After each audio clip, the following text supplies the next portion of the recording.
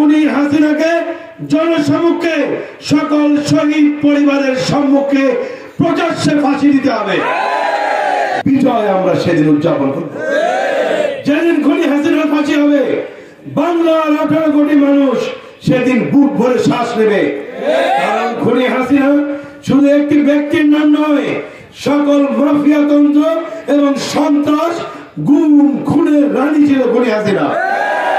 সুতরাং আজকের এই সভা থেকে আমরা এই সরকারের কাছে দাবি জানাই যে অনতি বিলম্বে তাকে ধরে এনে বাংলাদেশে সকল হত্যার বিচার এবং বিচার পরবর্তী রায় বাংলার মাটিতে কার্যকর করতে হবে। প্রিয় ভাইরা, 1957 সালের 23 জুন পলাশীর আম্রকাননে স্বাধীনতার যে সূর্য অস্তমিত হয়েছিল তার যথার্থ উদয় ঘটেছিল 1971 সালের 16 ডিসেম্বর। আমরা দীর্ঘকাল ব্রিটিশের গোলামীর জিঞ্জরে আবদ্ধ ছিলাম, পাকিস্তানিদের গোলামীর জিঞ্জরে আবদ্ধ ছিলাম। আমরা অনেক শক্ত সাথ দিয়ে একটি বৈষম্যহীন কল্যাণময় একটি রাষ্ট্র গঠনের লক্ষ্য এবং উদ্দেশ্য নিয়ে বাংলাদেশের মানুষ 1971 সালের মহান মুক্তিযুদ্ধে অংশগ্রহণ করেছিল। কিন্তু দীর্ঘ 9 মাস রক্তক্ষয়ী যুদ্ধের পর যে স্বাধীন সার্বভৌম বাংলাদেশ আমরা পেলাম, সেই বাংলাদেশের তৎকালীন শাসক গোষ্ঠী বাংলাদেশকে তাদের পৈতৃক সম্পত্তি মনে করে বাংলাদেশের সম্পদ, জনগণের সম্পদ লুটে পুটে খেয়েছিল।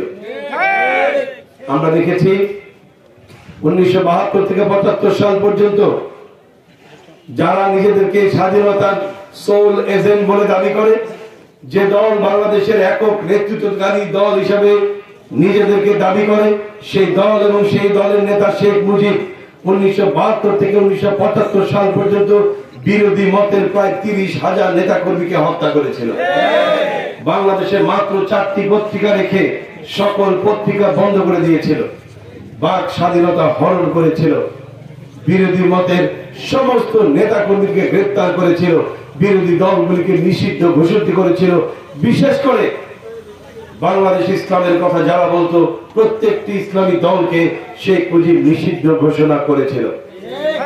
তাহলে মুক্তিযুদ্ধে যে 30 লক্ষ ভাই বোন জীবন দিয়েছিলেন, তারা কি বাংলাদেশ থেকে ইসলাম নিশ্চিহ্ন করার জন্য জীবন দিয়েছিলেন? বাংলাদেশ থেকে ইসলাম মুছে ফেলার জন্য যুদ্ধ করেছিলেন? মুক্তিযুদ্ধের চেতনা কি এটাই ছিল? না, বরং তৎকালীন শাসক গোষ্ঠী তাদের নিজেদের ক্ষমতাকে পাকাপোক্ত করার জন্য, ভিনদেশী প্রভুদেরকে খুশি করার জন্য বাংলাদেশ থেকে ইসলামকে নিশ্চিহ্ন করার পরিকল্পনা করেছিল। যার ফলশ্রুতিতে আমরা দেখেছি 1975 সালের 15 আগস্টের করুণ পরিণতি। আল্লাহ তাআলা ছাড় দেন, ছেড়ে দেন না।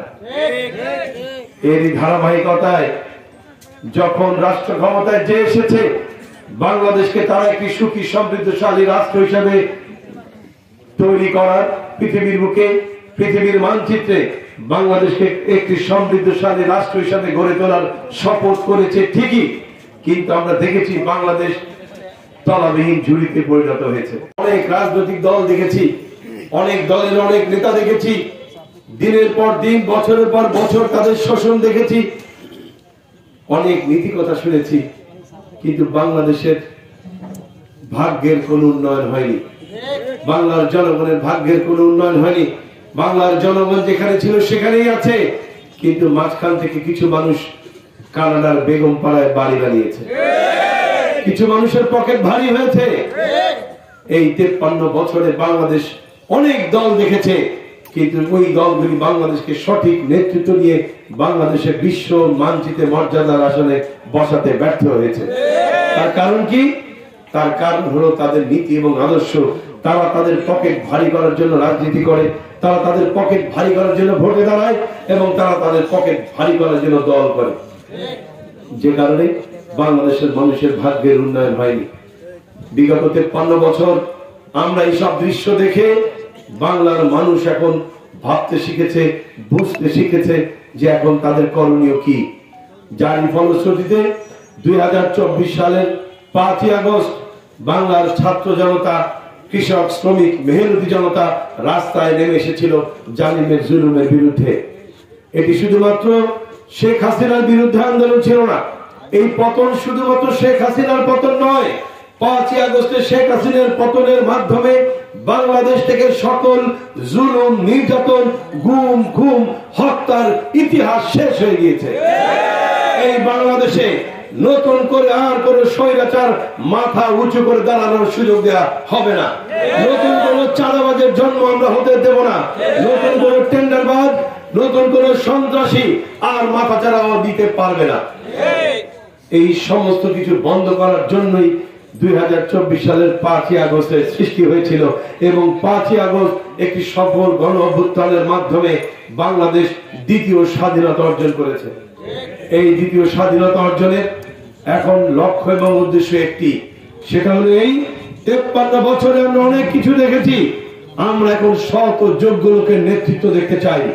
সৎ ও যোগ্য লোকের নেতৃত্বে বাংলাদেশকে একটি বৈষম্যহীন রাষ্ট্র হিসেবে আমরা গড়ে তুলতে চাই।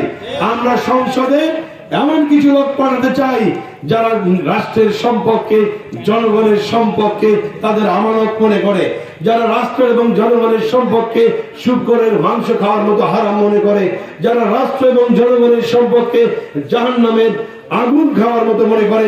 আমরা এমন কিছু লোককে সংসদে পাঠিয়ে বাংলাদেশকে একটি সত্যিকারের সোনার বাংলাদেশ হিসেবে গড়ে তুলতে চাই। আপনারা কি তেমন একটি বাংলাদেশ চান? আপনারা চান? আলহামদুলিল্লাহ। তেমন বাংলাদেশ যদি চান, তাহলে জুলাই বিপ্লবের পরবর্তী বাংলাদেশে ইসলামী মূল্যবোধে বিশ্বাসী সকল শক্তিকে ঐক্যবদ্ধ হতে হবে। ঐক্যবদ্ধ হওয়ার কোনো বিকল্প নাই। বাংলাদেশ জামাত ইসলামী একমাত্র দল হিসেবে বাংলাদেশের জনগণ এখন এটা বিশ্বাস করে। কারণ বাংলাদেশের মানুষ জানে বাংলাদেশ জামাত ইসলামী একমাত্র দল যে দলে কোনো টেন্ডারবাজ নাই। বাংলাদেশ জামাত ইসলামী এমন একমাত্র দল যে দলে কোনো সন্ত্রাসী নাই। বাংলাদেশ জামাত ইসলামী একমাত্র দল যে দলের নেতারা সরকারি দায়িত্ব পালন করার পরেও তাদের বিরুদ্ধে একটি টাকার দুর্নীতির কোনো অভিযোগ নেই। তাহলে জনগণ এমন নেতৃত্ব খুঁজে বেড়াচ্ছে। তাহলে এই জনগণের দোরগোড়ায় বাংলাদেশ জামাত ইসলামীর দাওয়াত নিয়ে আমাদের পৌঁছে যেতে হবে। পারবেন না? তারা পারবেন না?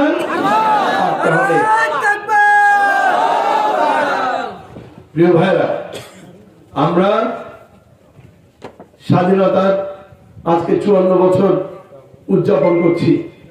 আমাদের মাঝখানে 1971 থেকে 2024 এই 53টি বছরে আমাদের লক্ষ লক্ষ মানুষকে জীবন দিতে হয়েছে ভোট এবং ভাতের অধিকার আদায়ের জন্য।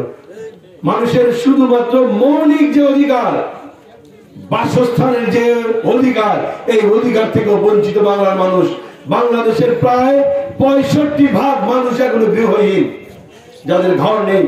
ঘরের নাম করে খুনি হাসিনা কিছু ঘর তৈরি করেছিল, যা পরবর্তীতে আমরা পত্রিকায় দেখেছি প্রায় প্রত্যেকটি ঘরই ভেঙে পড়ে গেছে। কারণ ওই আওয়ামী লীগের সোনার ছেলেরা, ছাত্রলীগের সোনার ছেলেরা, তারা 2 লক্ষ টাকার ঘরে মিনিমাম 1.5 লক্ষ টাকার দুর্নীতি করেছে, করে ঘর নির্মাণ করেছে, সেই ঘর ভেঙে পড়েছে।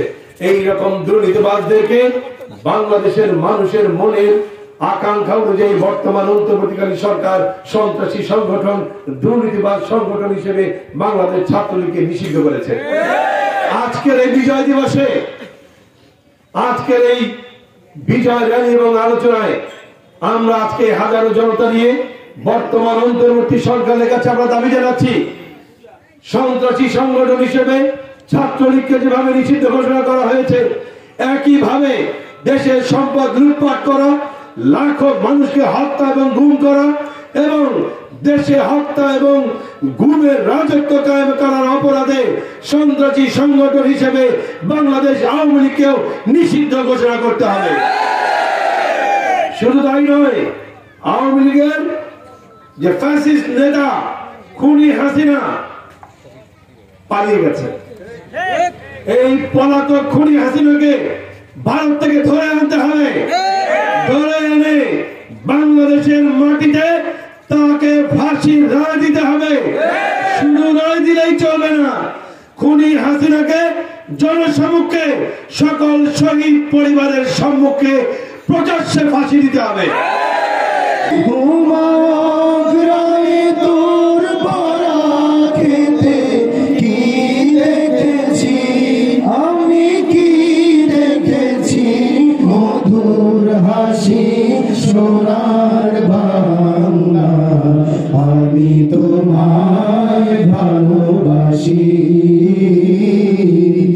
আমার সোনার বাংলা, আমি তোমায় ভালোবাসি। কি শোভা কি ছায়া গো, কি স্নেহ কি মায়া গো, কি আঁচল বিছায়েছ বটের মূলে নদীর কূলে কূলে, মাতর মুখের বাণী আমার কানে লাগে সোনার মতো, মাতর বদন খানি মলিন হলে আমি নয়ন, ও মায় আমি নয়ন জলে ভাসি সোনার বাংলা, আমি তোমায় ভালোবাসি আমার সোনার বাংলা, আমি তোমায় ভালোবাসি। গণনন্দিত আগামী কোরআনের কাঙ্ক্ষিত আগামী, জনগণ নন্দিত আগামী কোরআনের কাঙ্ক্ষিত আগামী, বাংলাদেশ জামাতে ইসলামী, বাংলাদেশ জামাতে ইসলামী, বাংলাদেশ জামাতে ইসলামী, বাংলাদেশ জামাতে ইসলামী।